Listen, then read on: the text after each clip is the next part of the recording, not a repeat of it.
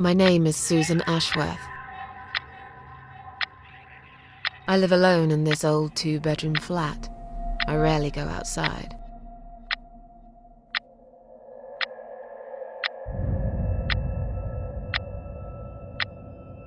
Some would say it's a lonely life, and I guess that's true, but I don't like people's company. Not lately, anyway.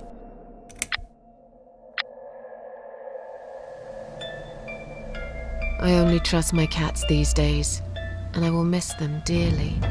While The Walking Dead may be the first game to roll off a player's tongues when asked about dark point-and-click adventure games, it's hardly the only title in the genre. Frankly, depending on what tickles your fancy, it may not even be the best choice for those looking for a gruesome, horror-tinged experience. The Cat Lady is Harvester Games' entry into the genre, boasting a distinct aesthetic and a narrative that handles heavy psychological themes and obsesses with some of the more morbid aspects of existence. With such a benign-sounding title, the Cat Lady may come as a surprise to unassuming players, but the question remains, is the Cat Lady the pinnacle of recent horror-themed adventure games? Or should it be buried at the bottom of the litter box? The Cat Lady opens with the eponymous Susan Ashworth succumbing to her loneliness and the ghosts of her past by gorging on a last supper of pills. Instead of slipping into the black void that she assumed would be her end, Susan finds herself in limbo, where she encounters a mysterious old woman who offers her a chance of life and happiness. The phlegmatic Susan doesn't exactly jump at the woman's offer, but she reluctantly takes it upon herself to seek out people that the old lady refers to as parasites, in exchange for happiness. In order to help Susan with her new burden, the lady renders Susan immortal before sending her back to the world of the living.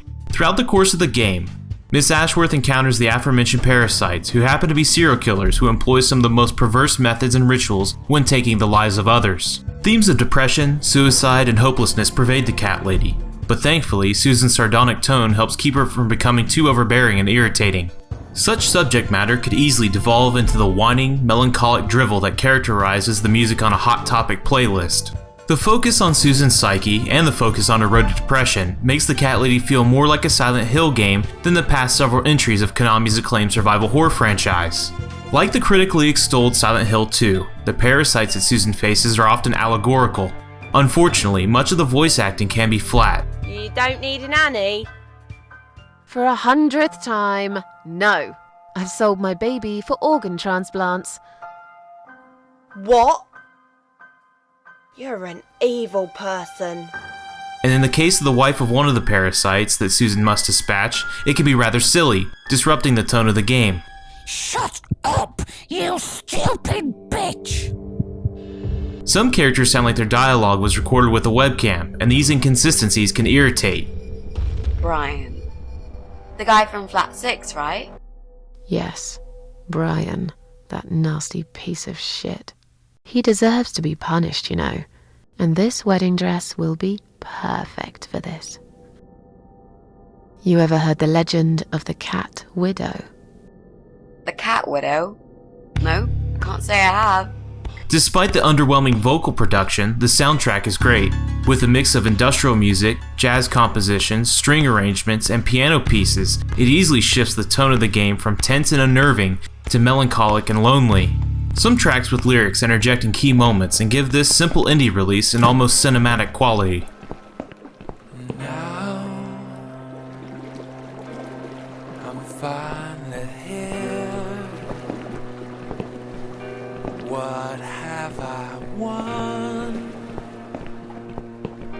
Where are you, my dear? While the Cat Lady employs a unique aesthetic, it's not exactly cohesive or pretty. Characters are rendered like early 90s digitized graphics and move like marionettes. Backgrounds appear to be composed of still photos that are desaturated. Much of the game is monochrome with splashes of color, which does a great job of communicating Susan's mental state. Some of the colorized elements are of some significance, while others are just random highlights. Some areas are fully colored. With so many varying elements and shifts in style, the visuals are a bit of a mess, but the imagery employed by the Cat Lady is effective, channeling a mix of slasher film gore, industrial props, grime, and decay. While many of the more recent popular adventure games don't really have much in the gameplay department, aside from dialogue choices and a few QuickTime events, the Cat Lady contains traditional puzzles. These puzzles commendably balance logic and a sense of reward, meaning that not much time is spent guessing what combination of items will allow players to progress. using claws to unscrew hot light bulbs, finding a knife to loosen a brick, which is later used to smash a window, and finding ways to coax hostile NPCs from important items are some of the ways that the cat lady tests your gray matter. Also, your actions and interactions with others can affect the outcome of the game. It's immensely satisfying in a way that Telltale's immensely popular games are not. In spite of its coarse edges, The Cat Lady is a tremendously engaging adventure game. It fills the hole left by Silent Hill when it comes to psychological horror, and provides a glimpse of what severe depression can look like. The narrative is engaging, and slowly uncovering Susan's past is engrossing, and the dark imagery is unnerving.